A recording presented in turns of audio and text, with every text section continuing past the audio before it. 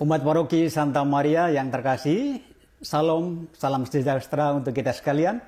Kita bertemu lagi pada kesempatan kali ini dalam Ngoni, Ngobrol Rohani episode yang ketiga. Dan secara spesial pada kesempatan episode yang ketiga ini, kita umat Paroki Santa Maria Palu kehadiran tamu yang sangat spesial, yaitu beliau bernama Pastor Hendra SVD. Beliau sebagai pastor tamu di Paroki Santa Maria selama kurang lebih 1 minggu terakhir ini.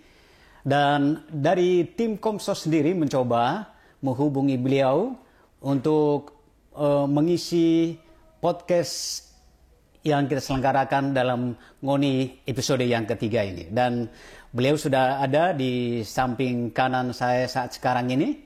Dan kita sapa beliau. Halo, Pastor. Apa kabar, Pastor? Baik, Bapak. Iya. Jadi, Pastor sangat segar kelihatannya. Jadi, kita senang sekali bertemu dengan Pastor. Pastor, boleh cerita, Pastor, ke paroki, khusus paroki ke Paroki Santa Maria dan sekaligus ke Kota Palu. Setelah selesai pentabisan, boleh Pastor cerita sampai sekarang ini. Oke, terima kasih banyak Bapak. Ya. Salam untuk semua umat Paroki Santa Maria Palu. Saya Pastor Hendra SPD. Saya datang ke Kota Palu dalam perencanaan awal itu untuk berlibur. Ya. Berlibur mengunjungi paman kandung saya, adik bungsu dari mama saya yang berdomisili di Kota Palu. Mereka adalah umat dari wilayah Paroki Santa Maria Palu ini, Bapak Franciscus da Silva bersama istrinya, Ibu Dr. Christina Kolondam. Nah, aturan kami di lembaga gereja kan kemana saja seorang pastor itu berpergian, wajib hukumnya untuk melapor diri ke pastor paroki setempat di mana kita bermukim selama kita buat agenda liburan atau sejenis apapun kegiatan kita di wilayah itu. Dan saya tiba di Palu seminggu yang lalu, langsung datang melapor ke Pastor Franz, Kepala Pastor Paroki Santa Maria Palu. Dan Pastor Franz sendiri menyambut dengan begitu gembira kedatangan saya. Bahkan dia katakan ini sebagai malaikat penolong yang datang. Karena beliau baru kira-kira 2 minggu lah di sini dan juga sendiri menangani paroki ini, sehingga ketika saya ada dan melapor diri, beliau sangat antusias, memberikan kesempatan, peluang yang terbuka untuk saya boleh tatap muka dengan umat secara khusus lewat perayaan Ekaristi. 3 kali dirayakan Ekaristi kemarin, minggu biasa yang ke-31 di Gereja Pusat Paroki Santa Maria Palu. Dan itu satu kebanggaan yang luar biasa untuk saya, seorang imam baru datang ke Kota Palu yang jauh dari tempat kelahiran saya, tempat saya dididik menjadi seorang imam, dan bertemu dengan banyak umat dengan latar belakang yang berbeda, multikultural di paroki ini. Betul. Dan sangat ada satu kebanggaan tersendiri untuk saya bisa memberi sesuatu yang berarti untuk umat dalam perayaan Ekaristi, dan secara khusus lewat inspirasi sabda yang saya bagikan khas kami sebagai seorang SVD, Serikat Sabda Allah. Saya kira itu dulu. Ya, terima kasih Pastor. Umat Paroki Santa Maria, Pastor Hendra sangat terkesan dengan langsung mendapat tugas 3 kali misa di minggu lalu. Misa pertama, misa kedua, dan misa yang ketiga. Ya. Dan ternyata Pastor tadi sudah menyampaikan bahwa dia sangat antusias melihat umat yang begitu banyak di Paroki Santa Maria. Kita mundur sedikit, Pastor, tentang profil Pastor. Profil Pastor, kira-kira dari Pastor itu dari berapa orang bersaudarakah? Kemudian tentang panggilan imamatnya Pastor, apakah ada juga adik atau kakak dari Pastor juga yang terpanggil untuk menjadi imam kah atau biarawan-biarawati? Boleh Pastor cerita? Oke. Ya. Tentang riwayat keluarga saya. Ya, ya. Saya nama lengkap Pastor Benedictus Suhendra Justisianto, Ya, SPD. Nah, biasa disiapa sebagai Pastor Hendra, SPD, dilahirkan 30 tahun yang lalu di kota Waingapu, Kabupaten Sumba Timur, Pulau Sumba, Provinsi Nusa Tenggara Timur, tanggal 26 Juni tahun 1992. Dan saya dilahirkan sebagai anak ketiga dari 4 bersaudara. Namun dalam perjalanan waktu, Tuhan buat sesuatu yang di luar dugaan saya dan Dia mengambil banyak sekali orang-orang yang menjadi milik kepunyaan saya. Kalau secara manusiawi boleh saya katakan demikian. Dia mengambil banyak sekali mereka-mereka yang hadir sebagai penopang utama dalam kehidupan saya. Kakak sulung saya, laki-laki, meninggal sekitar 15 tahun yang lalu. Tepatnya di tahun 2006. Itu kakak laki-laki saya meninggal karena sakit. Nah, selang 5 bulan setelah kakak laki-laki meninggal, kakak nomor 2 saya, perempuan, juga meninggal. Persis 5 bulan setelah kakak laki-laki meninggal, juga karena sakit. Nah, waktu itu orang tua dan keluarga itu sempat sedikit depresi ya, karena kehilangan 2 anak sulung, laki dan perempuan dalam waktu yang sangat dekat, 5 bulan saja. Nah, saya ada di posisi yang ketiga. Dan di bawah saya ada tersisa adik perempuan. Perempuan, ya. Dan saya sendiri sejak kecil itu sudah punya cita-cita untuk menjadi seorang imam. Ketika ditanya mau cita-cita untuk menjadi apa, pasti saya selalu katakan mau jadi seorang imam. Dan Bapak dan Mama selalu mendukung itu. Memang sempat ketika sudah besar, mereka sempat berupaya supaya membelokkan itu, mengarahkan saya untuk ambil satu bidang studi ini dengan kemungkinan-kemungkinan untuk melihat masa depan, karena sebagai anak laki-laki tunggal yang tersisa sekarang kan, kalau di NTT itu kan ya saya kira sama juga dengan kebudayaan kita di sini patrilineal, sehingga anak laki-laki itu pasti akan harus menjadi penerus garis keturunan, lalu pewaris harta dan sebagainya dalam keluarga. Tapi saya tidak memilih itu, saya tetap perjalanan panjang lika-liku panggilan ini sampai kemudian saya tetap memilih untuk menjadi seorang imam. Dan dalam perjalanan mencapai puncak imamat itu, Tuhan menguji saya, menguji kesetiaan saya untuk bertahan pada pilihan yang mau saya ambil atau tidak. 2 tahun lalu, tepatnya 2020 ya.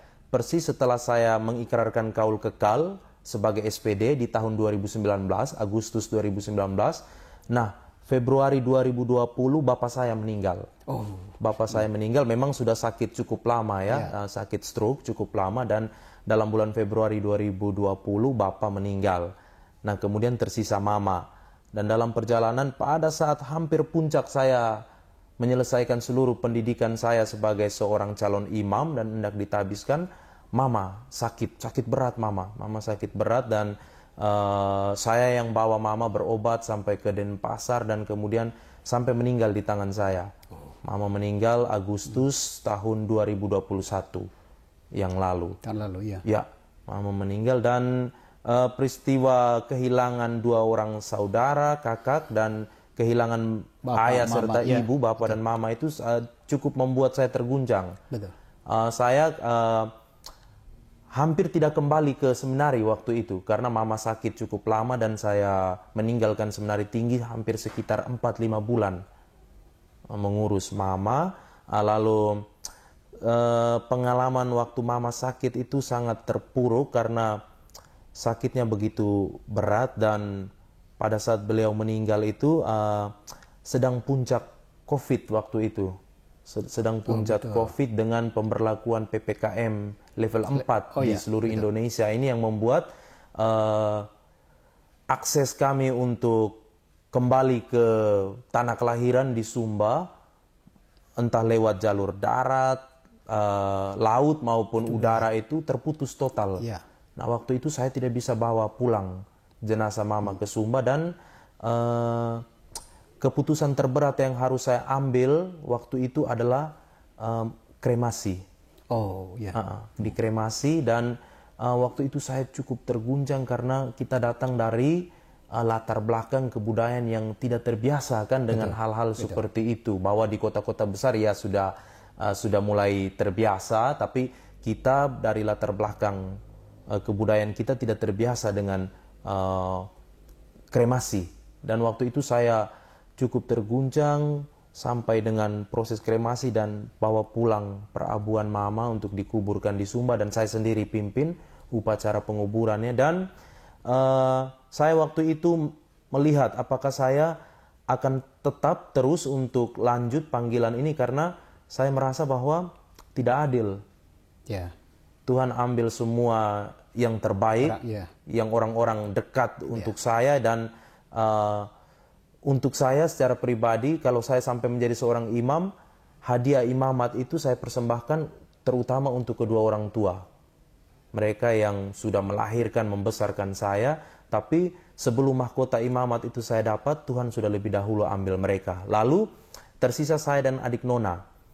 Kemudian saya berpikir sampai pada refleksi, kalau saya menjadi seorang imam, kemana saja saya pergi, selalu ada pelayanan yang paling baik untuk seorang imam. Tempat untuk meletakkan kepala seorang imam pasti akan diberi yang terbaik oleh umat.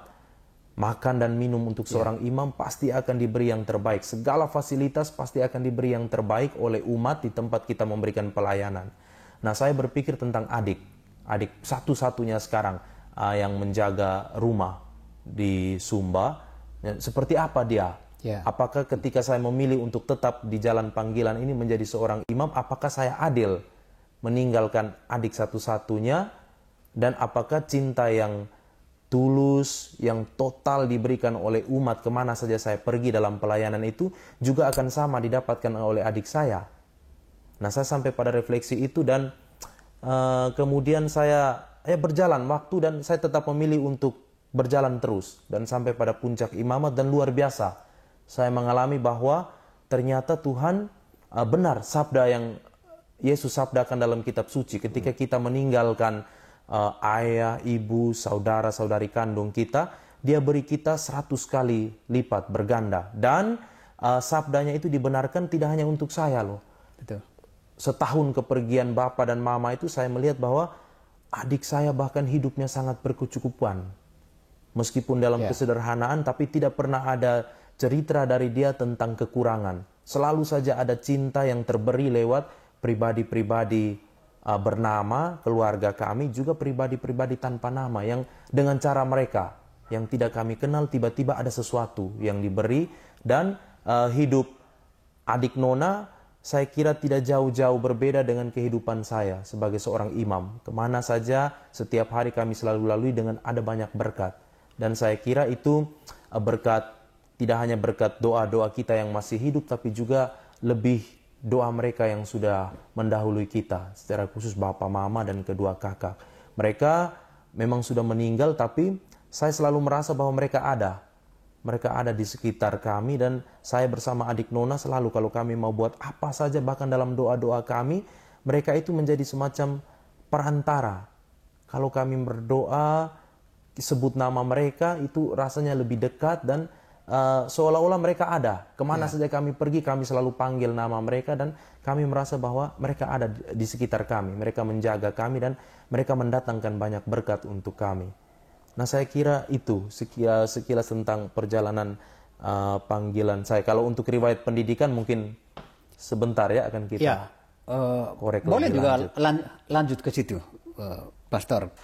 Karena tadi sudah latar belakang keluarga, memang dengan segala kesedihan, kemudian orang yang terkasih, kemudian tiba-tiba mendahului pastor sebelum pentabisan jadi imam, tetapi pastor tetap kokoh, kuat dalam panggilan itu sampai Oktober kemarin ya, Pastor? Ya, 1 sudah Oktober. Jadi 1 Oktober sudah sah jadi imam. Nah, kemudian riwayat pendidikannya, Pastor. Itu pastor dari seminari itu apakah kan seminari itu adalah misalnya dari seminari menengah, seminari pertama dulu, seminari pertama, seminari menengah, kemudian seminari tinggi. Itu boleh Pastor cerita itu. Kemudian begitu di seminari kira-kira misalnya kalau seminari menengah atau seminari pertama, kemudian sampai seminari tinggi, berapa orang yang ada di satu letting dengan pastor? Kemudian yang benar-benar yang tertabis kemarin sisanya berapa? Oke, baik. Iya. Jadi saya ketika menamatkan pendidikan sekolah dasar di Sekolah Dasar Katolik Andaluri namanya di Sumba, itu saya ikut testing masuk ke Seminari Menengah Sinar Buana dalam wilayah Keuskupan WT Bula di Pulau Sumba, Provinsi Nusa Tenggara Timur. Nah, kami ada beberapa orang teman-teman seangkatan itu yang testing masuk seminari dan kami dinyatakan lulus semuanya, termasuk salah satu saya. Dan pastor paroki sudah sangat mendukung. Pastor paroki kami dari Biara Kongregasi Redemptoris, anak CSSR, dia sangat mendukung untuk kami anak-anak paroki masuk ke seminari, melanjutkan pendidikan di Seminari Menengah Sinar Buana. Tetapi kemudian ini ada sedikit cerita lucu. Nah, dalam sebulan sebelum masuk ke seminari, saudara dari mama yang bertugas di Larantuka, Flores Timur, berlibur ke Pulau Sumba dan dia menggoda saya dengan satu tawaran menarik waktu itu. Dia bilang gini, kalau Hendra mau masuk seminari, berarti dari Kota Waingapu, Kabupaten Sumba Timur, menuju ke Sumba Barat Daya, tempat di mana ada seminari itu, di ujung barat Pulau Sumba. Nah, Hendra akan naik bus, perjalanan sekitar 4-5 jam. Kalau Hendra mau ikut saya bersekolah di Larantuka, Flores Timur, kita naik pesawat dari Sumba ke Flores. Nah, waktu itu kan anak seusia saya kan baru tamat SD kelas 6 dan belum pernah punya pengalaman naik pesawat. Spontan langsung dilupakan itu seminarinya. Lebih memilih untuk bersekolah ke Flores karena tawaran yang menggiurkan tadi, naik pesawat. Nah, akhirnya terjadilah. Tidak jadi, batal masuk seminari menengah di Sumba dan melanjutkan pendidikan SMP di Sekolah Menengah Pertama Katolik Santo Gabriel di Larantuka, di bawah bimbingan para suster dari Kongregasi Putri Renya Rosari, PRR di Larantuka. Nah, waktu di Larantuka, ketika kelas 3 SMP, benih panggilan itu tidak mati. Dia tetap mengiang dalam diri saya dan setiap kali ditanya, mau jadi apa? Pastor. Dan waktu itu dibuka juga kesempatan untuk testing masuk ke Seminari Menengah San Domingo Hokeng dalam wilayah Keuskupan Larantuka. Nah, itu seminari untuk tamatan-tamatan SMP, lalu kita masuk 4 tahun dengan program kelas persiapan bawah. Setelah itu 3 tahun masa SMA-nya. Nah, ikut testing, tapi kemudian dalam perjalanan paman tadi yang mengajak saya untuk bersekolah di Larantuka pindah tugas, meninggalkan kota Larantuka, mereka bergeser ke Manggarai. Ke Manggarai, ke ujung barat Pulau Flores. Nah, waktu itu akhirnya saya juga batal masuk ke seminari menengah di Hokeng dan kemudian kembali ke Sumba.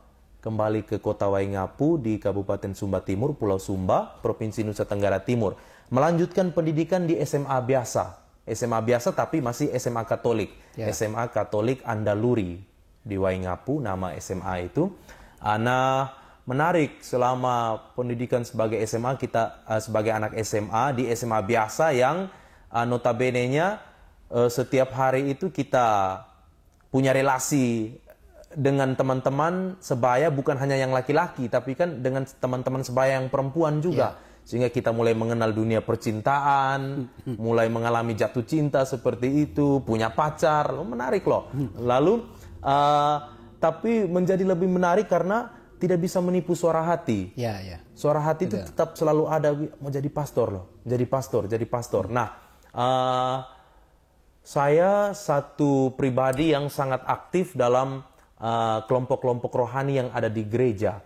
Sejak saya SD, saya sudah sangat aktif dengan, kalau di paroki kami, itu istilahnya temu minggu. Masih usia-usia kami dulu temu minggu atau sekolah minggu. Itu saya sangat aktif dalam kelompok ini.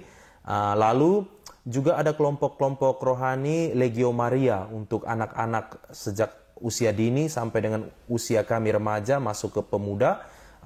Sangat aktif, saya aktif dalam kelompok Legio Maria ini, bahkan beberapa kali dipilih sebagai perwira atau pejabat-pejabat teras dalam kelompok Legio Maria itulah.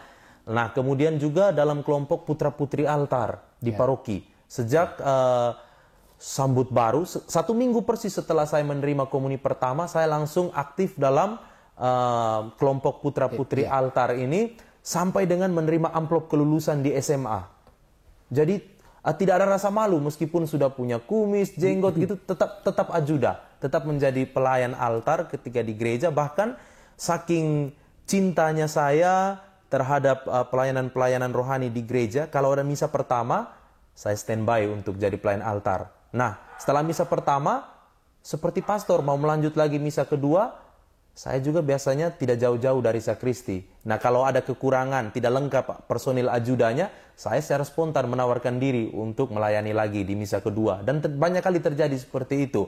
Dan rupanya benih-benih panggilan itu cukup subur bertumbuhnya karena didukung dengan ini, keterlibatan anak-anak seusia itu pada kegiatan-kegiatan rohani di gereja. Makanya ini pesan juga untuk umat sekalian, doronglah anak-anak kita, orang-orang muda kita untuk terlibat. Sekarang ini kan ada banyak sekali kelompok-kelompok rohani di gereja, ada sekami, ada kelompok putra-putri altar, dan ada banyak sekali organisasi-organisasi rohani yang membutuhkan kehadiran dari anak-anak dan orang-orang muda kita. Dan saya kira benih-benih panggilan itu lahir juga karena anak-anak kita terbiasa bergaul dengan hal-hal rohani seperti ini. Kalau kita tidak membiasakan diri, maka jauh juga. Orang tidak punya minat kan. Betul. Ibaratnya seperti orang candu merokok, itu karena dia intens merokok terus, maka dia kecanduan. Begitu juga kalau kita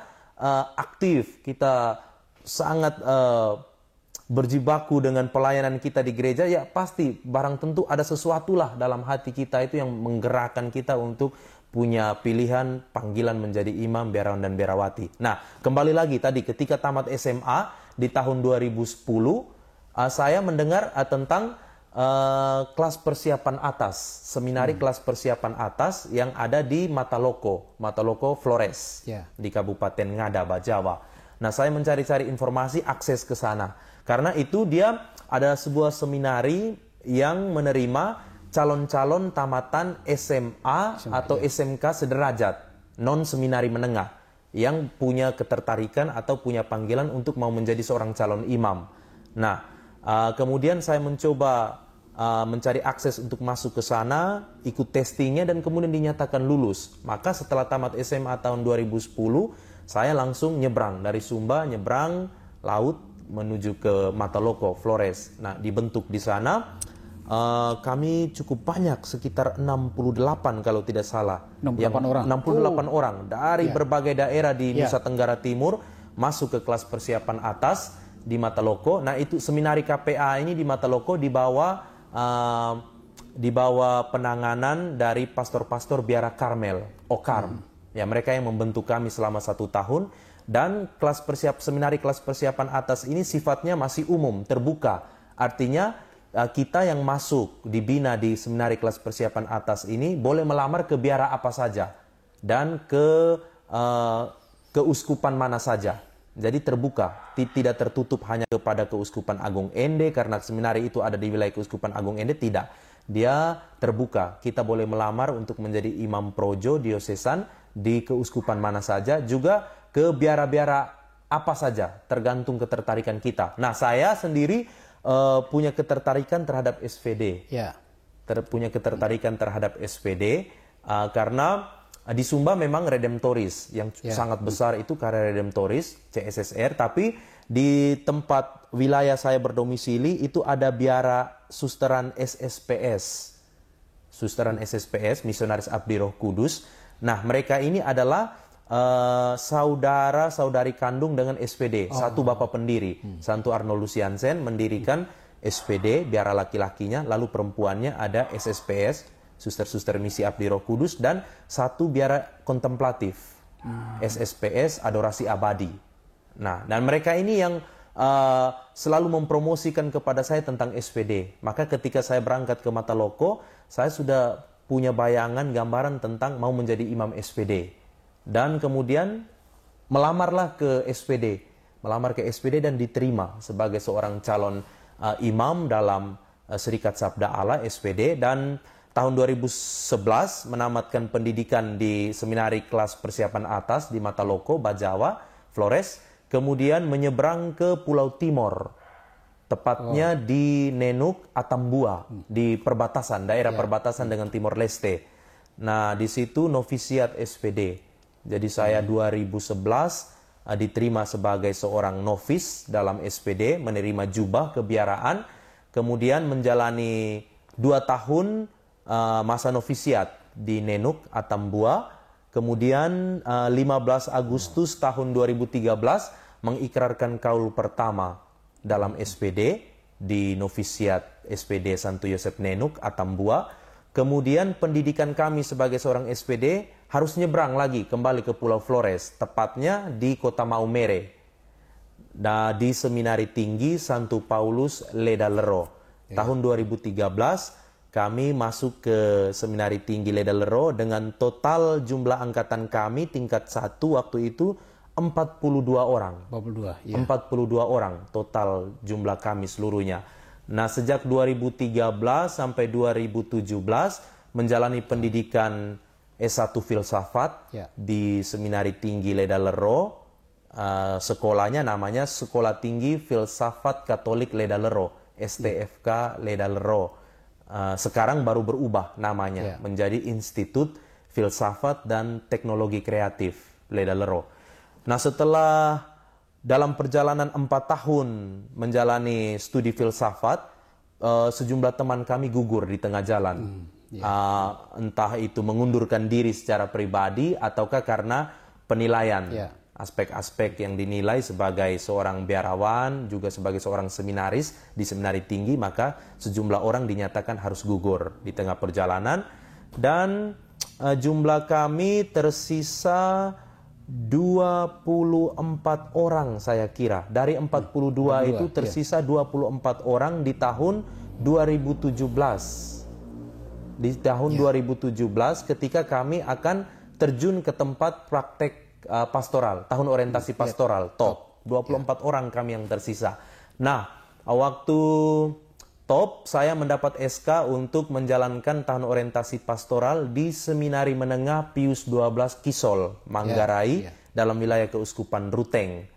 Nah, awalnya saya sendiri ada penolakan ya, karena saya mengimpikan mendapatkan SK untuk penempatan TOP-nya di paroki. Karena siapapun pasti inginkan punya pengalaman di paroki, bertemu dengan banyak umat, dan pasti pelayanannya lebih luas kan. Ada banyak pelayanan-pelayanan selain pelayanan parokial, juga pelayanan kategorial yang ada di paroki. Tapi toh para pembina, para formator di seminari tinggi melihat bahwa saya lebih cocok untuk menjalankan tahun orientasi pastoral saya di seminari menengah.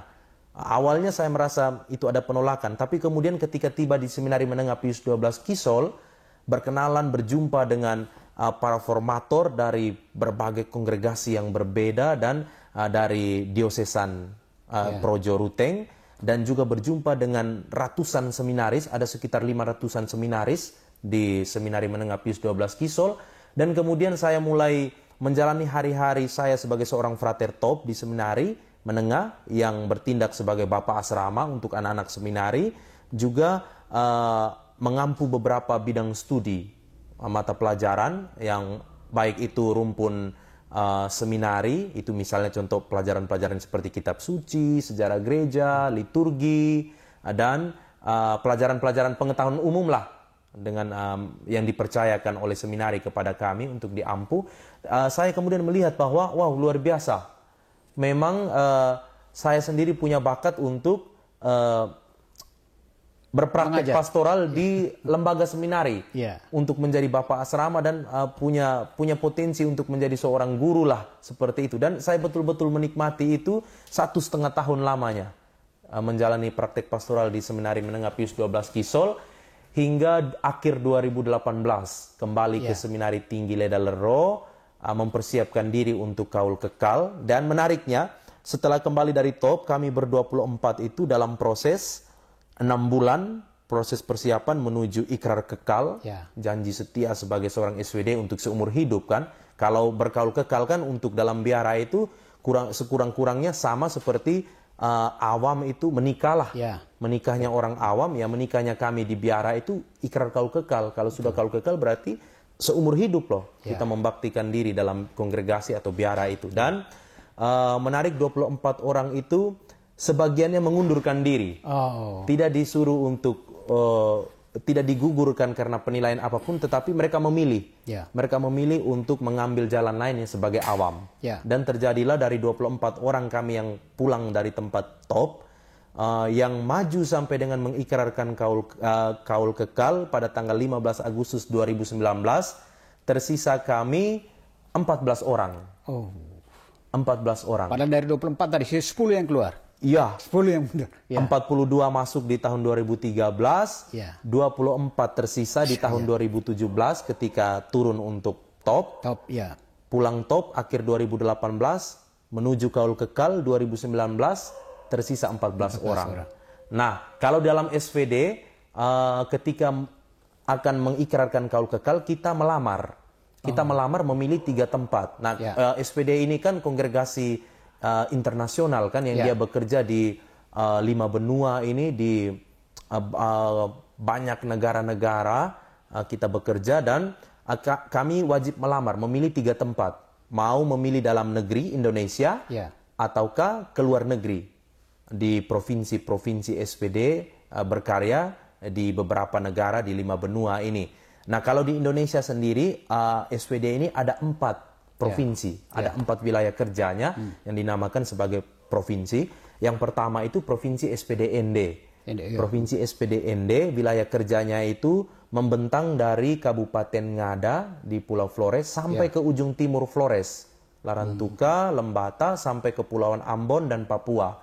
Nah, provinsi yang berikut Provinsi SPD Ruteng, dia wilayah kerjanya membawahi Flores bagian barat, Manggarai seluruhnya, Pulau Sumba, dan Provinsi Nusa Tenggara Barat. Itu masuk dalam wilayah kerja Provinsi SPD Ruteng. Nah, kemudian yang ketiga ada Provinsi SPD Timor. Dia membawahi wilayah kerjanya seluruh Pulau Timor, Timor Barat, wilayah Indonesia dari Atambua sampai ke Kupang, Rote, Sabu, dan Alor. Dan beberapa tahun silam Pulau Sulawesi masuk dalam wilayah kerja atau wilayah misi dari Provinsi SPD Timor. Saya tidak tahu persis, ada satu tempat di wilayah Sulawesi ini sepertinya di wilayah Keuskupan Agung Makassar. Itu ada satu paroki yang diberikan kepada SPD beberapa tahun yang lalu. Sehingga sudah masuklah di Pulau Sulawesi ini. Dan provinsi yang terakhir Provinsi SPD Jawa. Itu wilayah kerjanya membawahi seluruh Pulau Jawa, Sumatera, dan Kalimantan. Nah, ketika melamar, saya memilih untuk menjadi misionaris pertama di Italia, kemudian kedua di Argentina, dan ketiga di Togo, Benin, Afrika. Tapi ketika memasukkan lamaran oleh pimpinan SPD, membuat pendekatan secara pribadi. Mereka memanggil saya dan mereka bilang, nah ini ada sekian kebutuhan untuk kita di Provinsi SPD ND, Provinsi Induk, tempat pembinaan para frater menjadi calon imam. Dan banyak konfrater memberikan masukan itu menyebut namamu. Menyebut namamu artinya engkau sudah dilirik oleh cukup banyak konfrater senior untuk regenerasi kita di wilayah Provinsi SPD ND ini. Secara khusus untuk kebutuhan di rumah formasi besar kita di Seminari Tinggi Ledalero. Nah, sekian banyak cara mereka gunakan supaya akhirnya lulu juga hati ini. Akhirnya mengiyakan. Nomor 2 saya tulis tetap pilihan untuk luar negeri. Nomor 3 juga untuk luar negeri. Tapi nomor 1 diubah ke Provinsi SPD ND Indonesia. Dan ketika ikrar kaul kekal 15 Agustus, waktu diumumkan penempatan misi, yang keluar adalah Provinsi SPD ND. Dari pimpinan SPD di Roma mengabulkan permohonan yang itu, permintaan yang itu. Sehingga setelah mengikrarkan kaul kekal, kami sebagai SPD masih menjalani 2 tahun. 2 tahun tambahan untuk masa formasi pendidikan S2 teologinya. Sehingga setelah 2 tahun pendidikan S2 teologinya, seharusnya saya dihabiskan menjadi imam pada tahun 2021 yang lalu. Tapi kemudian saya mengalami penundaan. Saya mengalami penundaan tabisan dan saya ditempatkan di salah satu lembaga kemanusiaan yang dikelola oleh SPD dan para suster SSPS di Maumere. Nama lembaga kemanusiaan itu Tim Relawan untuk Kemanusiaan Flores. Dibentuk 25 tahun yang lalu di Flores. Nah, kerja dari lembaga misi kemanusiaan ini yang disingkat dengan TRUK-F, Tim Relawan untuk Kemanusiaan Flores, kerjanya adalah perlindungan atau kita bantu advokasi perlindungan hak-hak dari kaum perempuan dan anak-anak. Jadi kita punya shelter di tempat itu. Nah, 1 tahun ketika mengalami penundaan tabisan, saya ditempatkan di lembaga kemanusiaan ini. Dan kerja kami itu ya turun ke kampung-kampung, ke sekolah-sekolah, kita buat kampanye, juga sosialisasi dengan macam ragam caranya untuk membuat penyadaran kepada masyarakat luas, kepada publik tentang betapa pentingnya hak-hak, perjuangan hak-hak kaum perempuan dan anak-anak. Dan menariknya bahwa di Maumere, pada tingkat lokal itu daerah cukup banyak angka kekerasan terhadap perempuan dan anak-anak. Entah itu kekerasan seksual ataupun tingkatan-tingkatan kekerasan lainnya yang korbannya adalah perempuan dan anak-anak. Nah, di rumah perlindungan kita, rumah shelter itu, rumah aman, cukup banyak anak-anak yang kita tampung. Anak-anak di bawah umur pada umumnya, dan mereka ini pada umumnya mengalami trauma, mereka korban-korban kekerasan seksual. Bahkan yang paling sadis itu ada korban-korban incest. Artinya ayah terhadap anak kandungnya, ataukah paman terhadap keponakan kandungnya, ataukah opa terhadap cucu kandungnya. Dan itu banyak terjadi. Nah, selain kasus-kasus kekerasan seksual yang terjadi atau korbannya adalah anak-anak, juga dalam shelter itu kita menampung perempuan-perempuan dewasa yang adalah korban-korban kekerasan dalam rumah tangga. Misalnya mereka mencari perlindungan, mencari rasa aman, ditampunglah di shelter itu.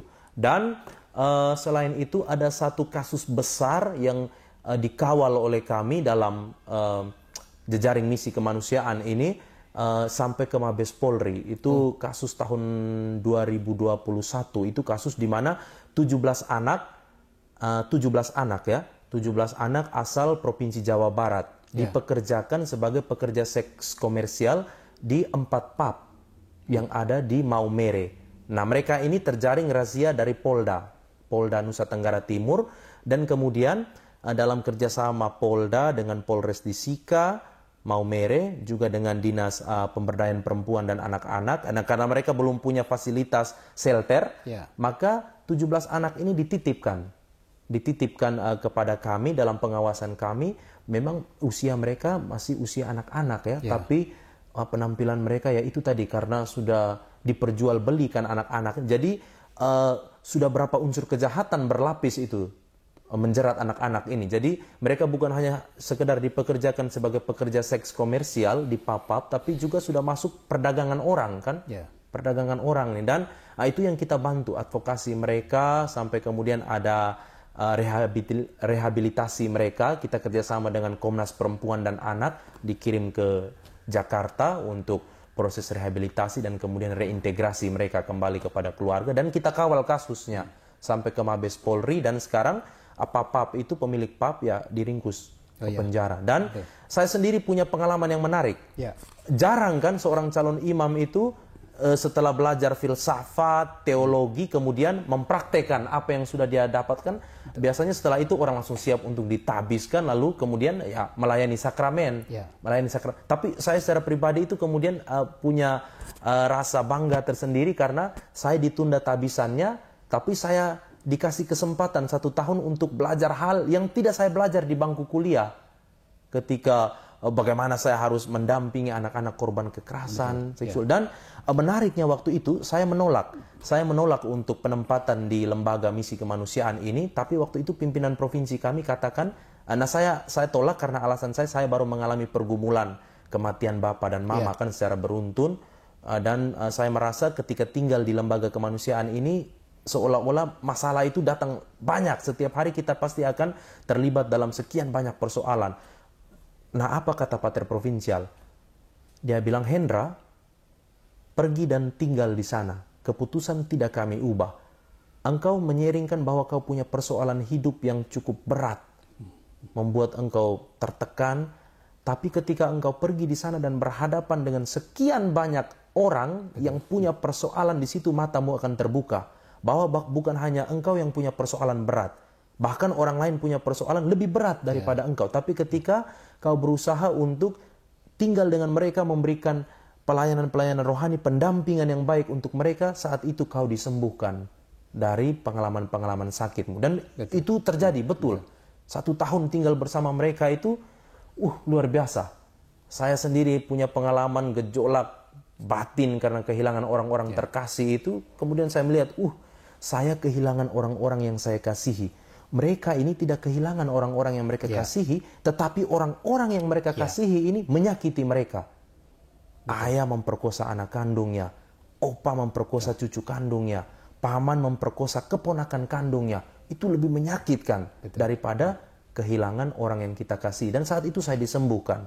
Dan pengalaman 1 tahun itu mengantar saya untuk setia berjalan sampai kepada puncak imamat. Dan kemudian tanggal 5 Juni tahun 2022 yang lalu, saya ditabiskan menjadi diakon oleh Monsinyur Franciscus Kopongkung, Keuskupan Larantuka.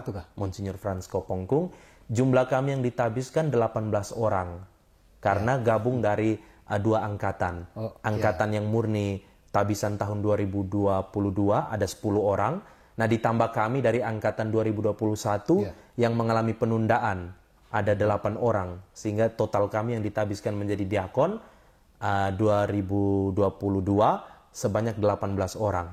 Nah, ketika ditabiskan menjadi diakon, saya mendapatkan kesempatan untuk menjalankan praktik diakonat selama 3 bulan di wilayah paroki Santo Paulus Jerebuu. Itu ada di Kevikepan Bajawa, Keuskupan Agung Ende. Nah, yang menarik dari Jerebuu ini ada spot destinasi wisata tradisionalnya. Itu ada kampung yang sangat terkenal, Kampung Adat Bena. Itu kalau kita cari search dalam wisata-wisata tradisional, itu pasti kita temukan kampung adat ini.